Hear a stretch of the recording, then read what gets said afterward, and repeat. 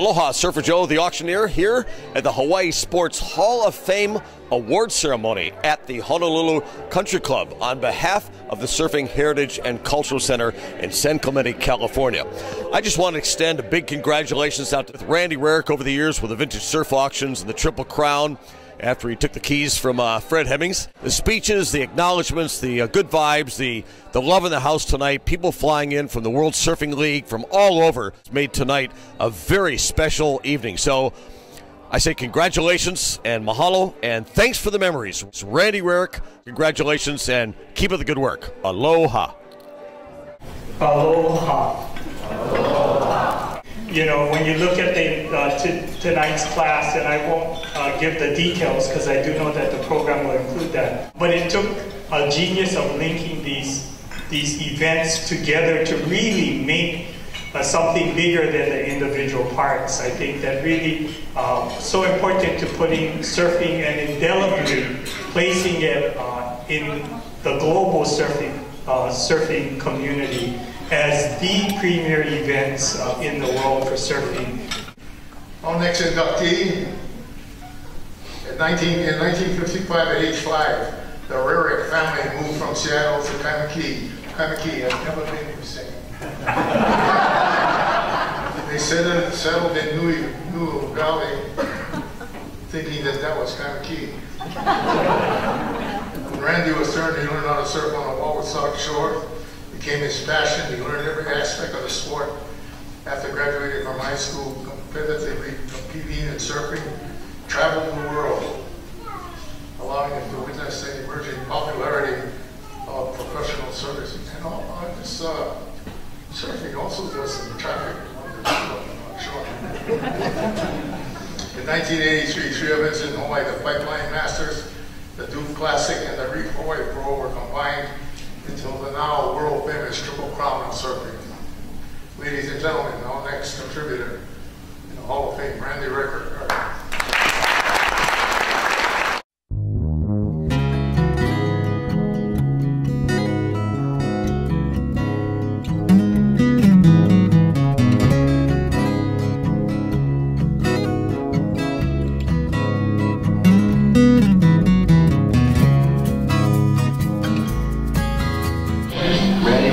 Executive Director of the Triple Crown of Surfing.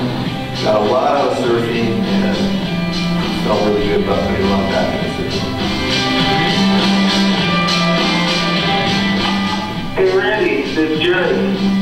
Wanted to congratulate you on your Lifetime Achievement Award. About time, huh? These guys don't have a clue. You know, my early years were formulated growing up and living in Hawaii, and it's really different being a local Haole kid. In other words, I wasn't a local Hawaiian, I was a Haole kid from mainland, but I was so young that I was raised with local values. Yeah, we grew up kind of in the same neighborhood, used to surf quite a bit together. He was the very first guy of our group to make his own surfboard, probably when he was about 12 or 13 years old. We were pretty impressed by that. Change message. Hello, this is Sean. This is a message for you. I first met Randy in 1969 in the place called Nakaha in Hawaii. My father and I were very, very impressed with his surfing, so impressed that he was actually invited out to South Africa. I'm going to surf the place by myself. I mean, I've gotten Jeffries as good as you can possibly get JPEG. That was his first trip to South Africa, and I think that trip really changed Randy's life. And I think it kind of stimulated the training part. Early 70s, period of guys really going out in the world. That's like when I traveled extensively, because we didn't know what was out there. The whole idea was to see where could you surf. Before any of us, Randy was the guy that was, you know, traveling the world, going to surf in exotic, weird places that no one ever thought there was any surf. Take the system and Back in the 60s and early 70s, you know, guys were surf bums, you know, considered, you know, the Spicoli, hey dude, you know, let's get wasted and, you know, go surf. And, used to, you put a bottle back, she thought it was a big deal. And then, you know, actually got a shack, and pretty soon it was like, wow, you could actually make a living doing this. Randy Rarick and I started in 1976 under the banner of International Professional Surfing, which was the original pro circuit. Without Randy, pro surfing would never have started. He was creating pro concept, creating a pro surf. I don't think many of us believed it, but Randy must have, because even when sponsorships were hard to come by, and Randy just persevered and got the job done.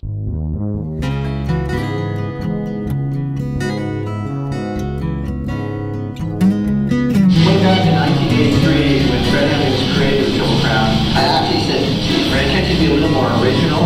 And I didn't think it would ever grow to be, such a prestigious title.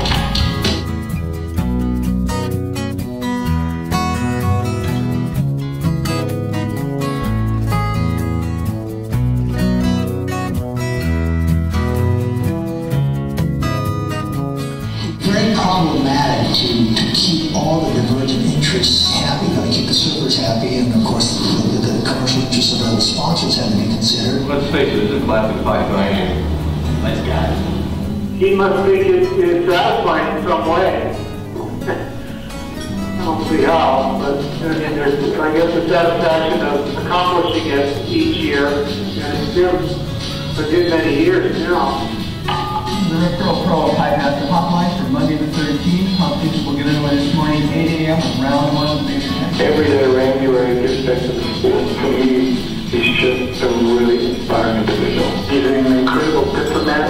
He created an incredible career for himself. Obviously, in all of it, he was the surfboard shaper, surf shop owner, then a professional surfer, professional movie location scout, contest director. Competition is on the Pipe-Master. He's a Randy Rarick friend, but I have never, ever in my life seen Randy Rarick ever. He's always got that variety and kind of that look in his eyes and that man. Whatever happens here, it's just not that important, because I'm going to hang on the pedal at the sunset. Hey Randy, it's Jody, often confused as your daughter.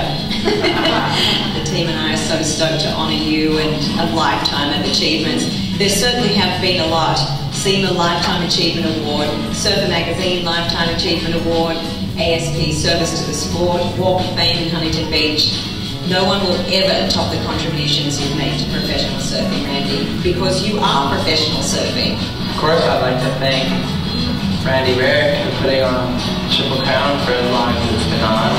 As much as I like to grind into Randy, I mean, you've done an incredible job at building something that's huge and bigger than all of us. So, congratulations to Randy for that. I mean, it's a show for everybody. Randy, you're still doing this. I've been for a long time. Still happy with you guys tonight. I'm really proud to present to the 2013 NAMS Triple Crown Surfing Champion, John Flores.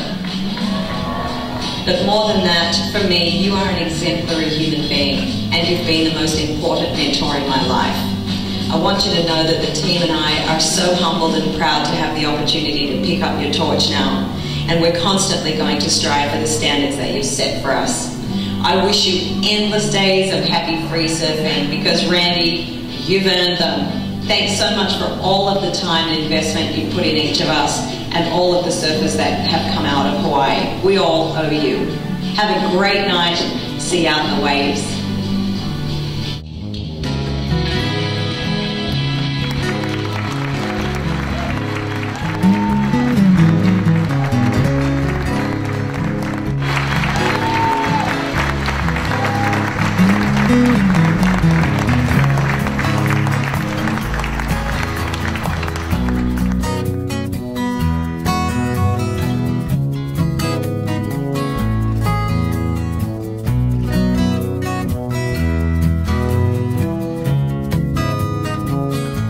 Thanks, Larry. Those of you guys probably know, for years and years and years, I got to call into Larry and Perry and Price on their show every morning, and I'd give them a surf report of what was happening at the Triple Crown and whether it was on or not. And Larry used to always bug me and say, well, how's the traffic look out on the North Shore? So it's always fun to do that. Unlike the other guys, I decided to write a speech because my wife and I just got back yesterday from a 3-week trip to Southeast Asia. And I flew for 21 hours to make sure I got here tonight, so bear with me on this one.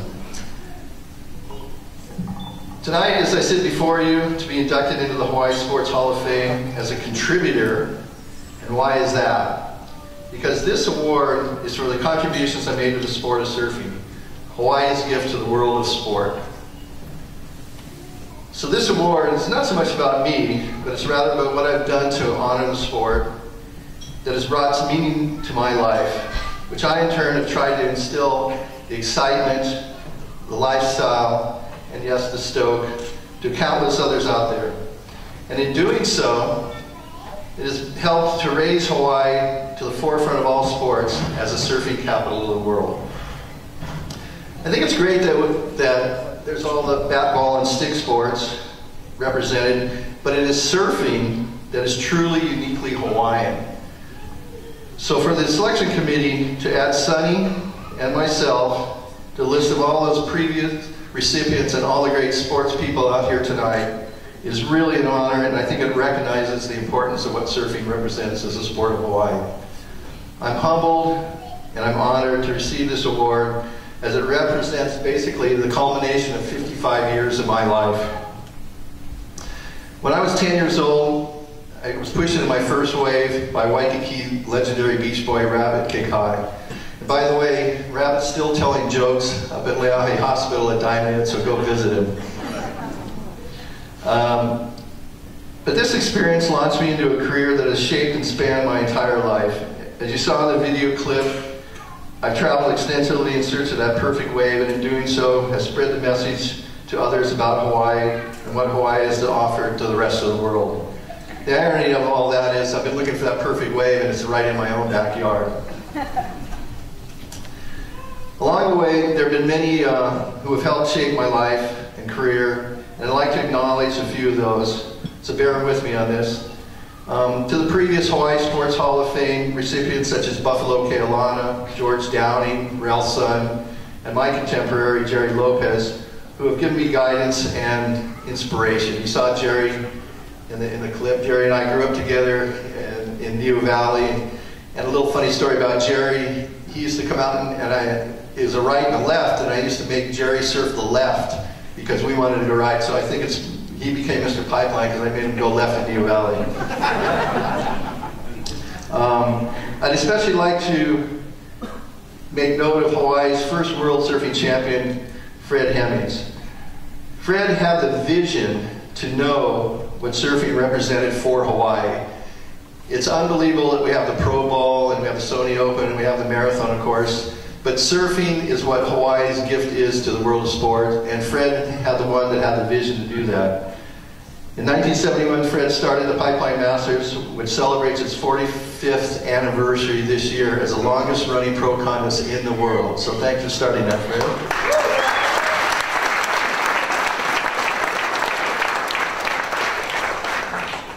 Fred and I teamed up together in 1976 to form International Professional Surfing, which was the predecessor to today's World Surf League. In 1983, we started the Vans Triple Crown of Surfing, which has grown into the most recognizable series of events in the world. I'm proud to have awarded the likes of Sonny Garcia 6 Triple Crown champions, along with all the other great men and women surfers who have carried the Triple Crown title.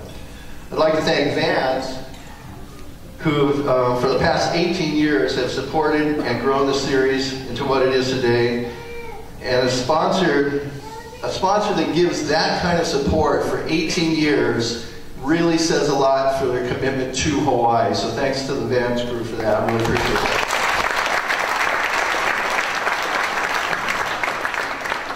There are a number of individuals who helped support the Triple Crown along the way from the early days, guys like Bob Lundy and head judge Jack Shipley.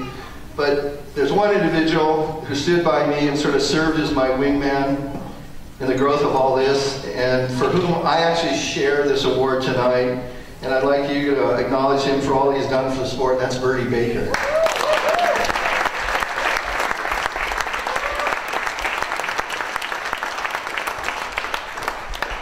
Of course, there's always been women in my life.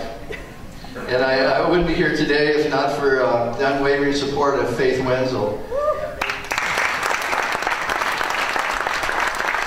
She doesn't like to be called this, but I like to refer to Faith as the godmother of Hawaii professional surfing. And I also shared this award with you, Faith, because without you, we wouldn't be the major contributors to sport that we have. And so thanks, Faith. And how can you, anyone in this business, and I think Jim will relate to this, not recognize the commitment that your wife has had to make to put up with all the stuff that we have to do to promote things, particularly surfing. Just ask Fred, he's had 4 wives.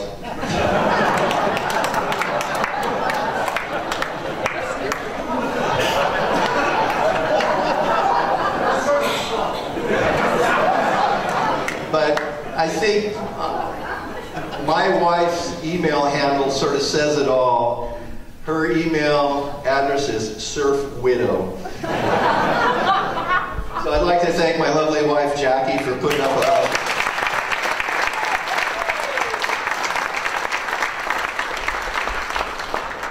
Special thanks to my Triple Crown staff who've been with all the years, Marty Thomas, Bertie Shimaru, Sean Wingate. These guys have all made it possible for Hawaii to really shine on the world stage. And speaking of the world stage, I want to express my gratitude to Paul Speaker, CEO of the World Surf League, who has the vision to take the World Surf League to the next level and legitimize pro surfing in the world of professional sports. In doing so, the World Surfing League is utilizing Hawaii and the Triple Crown as a canvas to give it that credibility. So thanks to Paul Speaker, from the CEO. I actually will be stepping down this year as the regional director of the WSL and also as the director of the Triple Crown, and putting the torch to the next generation.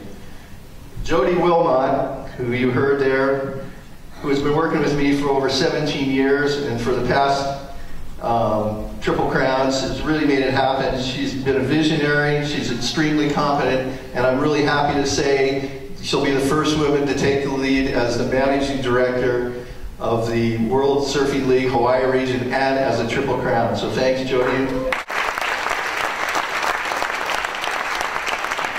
Jody will be taking the reins as we move into the next chapter of growth for pro surfing. I will continue to support and advise the WSL as well as the Triple Crown.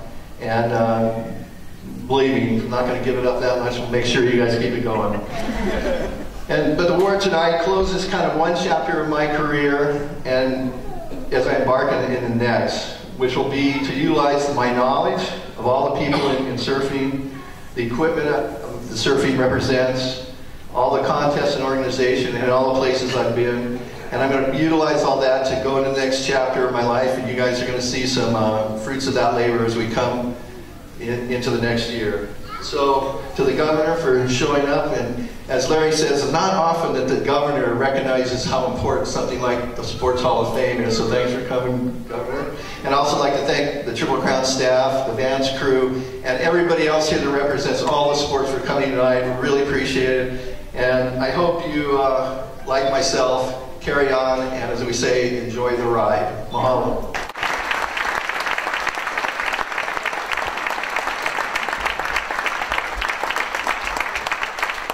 We are here tonight to honor 3 fine gentlemen who have exemplified what the Hawaii Sports Hall of Fame is all about. Thank you, Sonny Garcia, Dr. Jim Barahal, and Randy Rarick.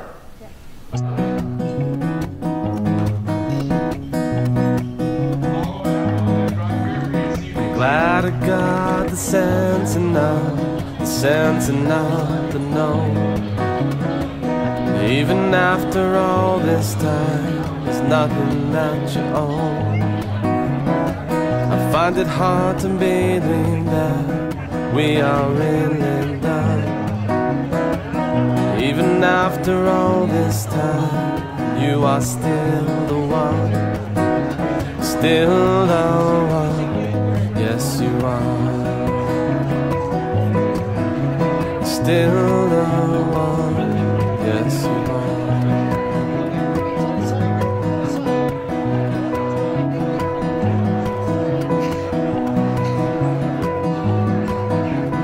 not the past I'm looking for, it's the moment I desire. Just like before, but even more, to set my soul on fire. Aloha, this is Randy Rarick. Just want to say, share the stoke with the Surfing Heritage and Cultural Center. We'll see you in September at the auction that's going to raise money to make it happen for the center. Aloha. Still the one, yes you are. Still the